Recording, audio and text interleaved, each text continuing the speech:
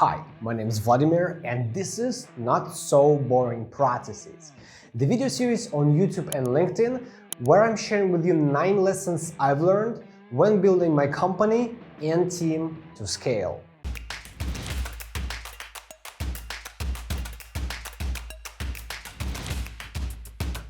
The lesson number 2. Do not try to build a company around your current people. Build your processes and then train your team to execute on those. One of the, I would say, biggest mistakes probably I would make when I was an inspiring entrepreneur is I didn't know how to hire people. I didn't know who to hire. I didn't know what's A player, B player is. I was just like, hey guys, let's work together. Are you a developer? Let's jump on the team. What that created is a really messy team. And they weren't performing as I wanted them to. And one of my reasonings was, well, maybe that's because my process is not working.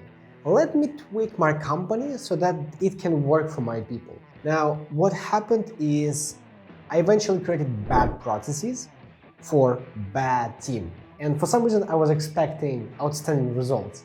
And this is not how it works.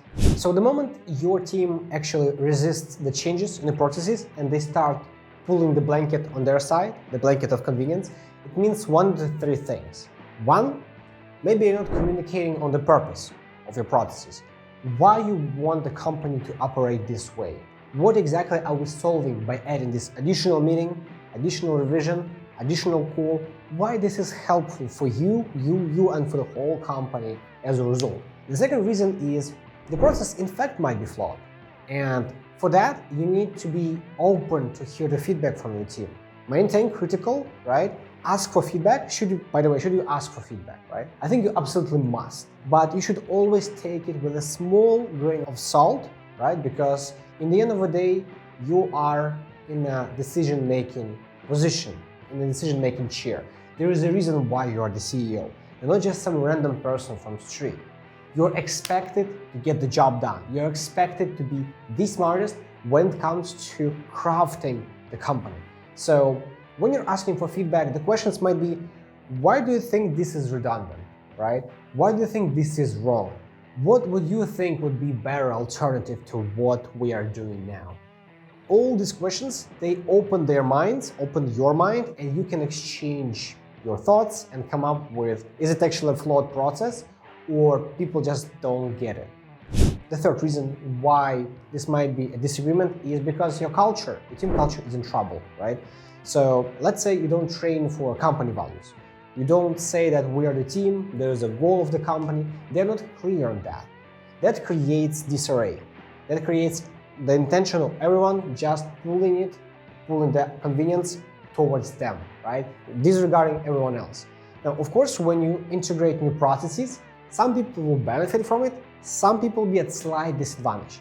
But that's okay, as long as the values of the company are preserved, as long as it's helping actually to get the next level as an organization, as a team, that should be fine for everyone.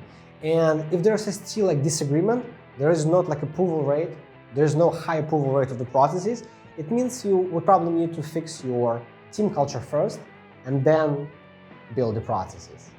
The last thing related to lesson 2 today is the next time you want to listen to a current team to make it more convenient for them, to make it more lousy, to make it more simple, I want you to be entirely upfront with yourself.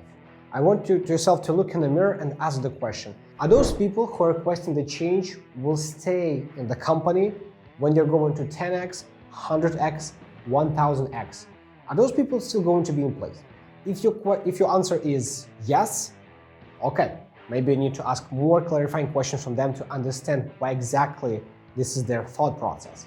Otherwise, if you know that this is probably the people that would be left behind by their intention or your intention, I mean, it might just be that you are exactly at the point where your company is about to make a huge frog leap to the next level, and those people are just resisting the change. So there is no something unnatural here, it's just how people are operating. Until next lesson, I'll see you around.